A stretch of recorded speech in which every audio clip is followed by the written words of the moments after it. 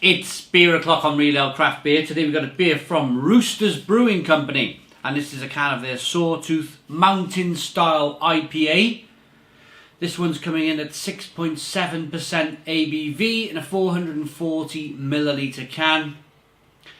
It's a CEBA assured independent British craft brewer. Without further ado, let's get this beer out into a glass and see what we get.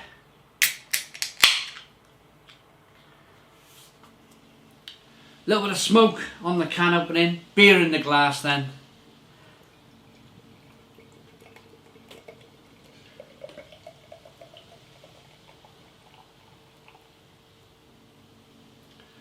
Pouring out very, very nice. Very nice.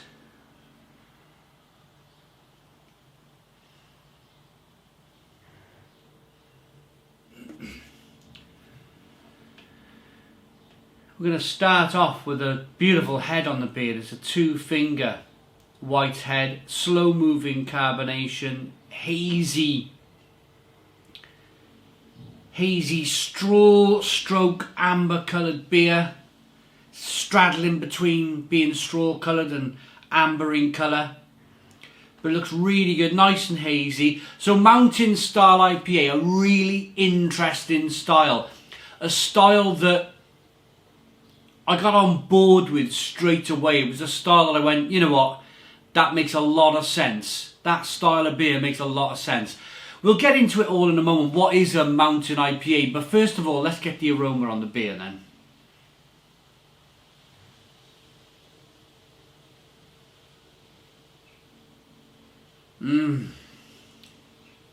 Picking up lime.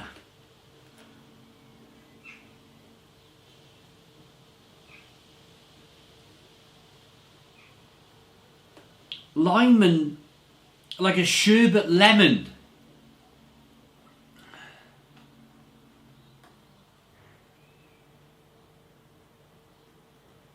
Parma violets.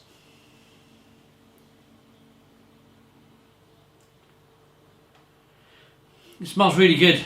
Let's dive in. Cheers, everybody.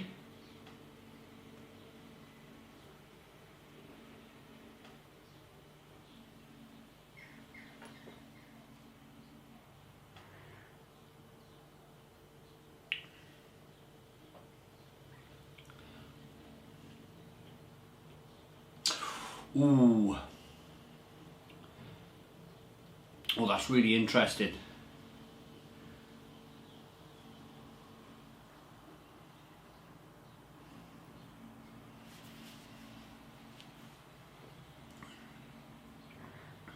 A really interesting beer. The Parma Violet is quite a... It's definitely there in the flavour. Lovely. And it's that... It's a brilliant style of beer, the Mountain IPA. It really is. It wants to be. It wants to be a New England style, but at the same time, it wants to be a West Coast style of beer. So a New England style of beer, it's soft water, loads and loads of flavour in the middle, and then next to no bitterness.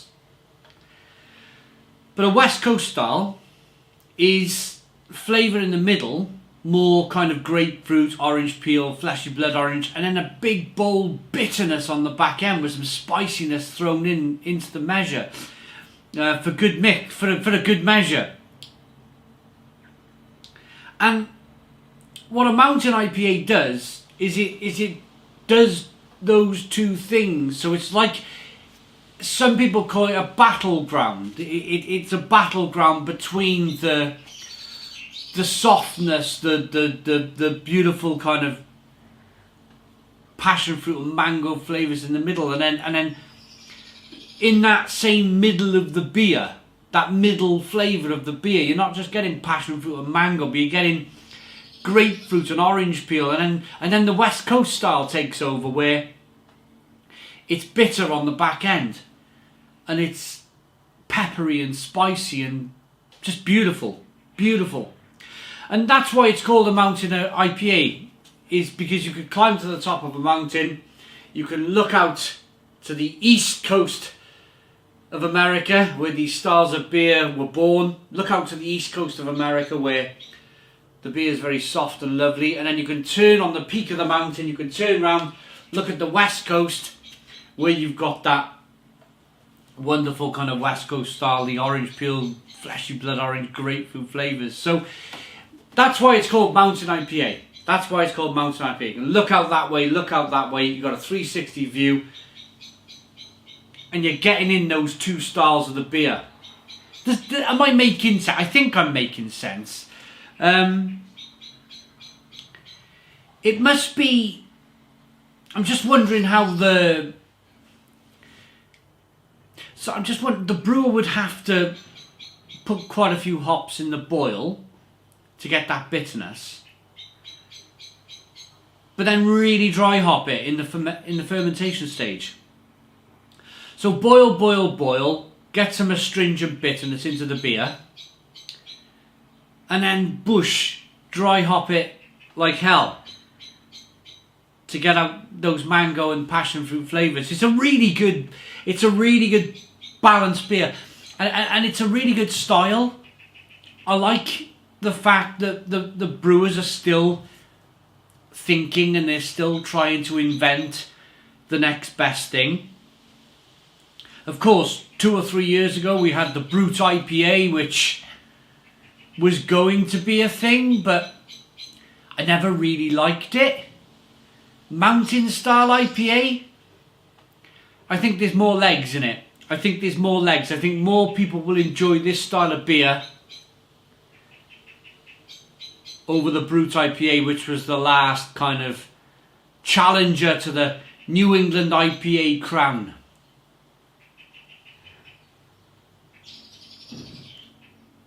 It's really good.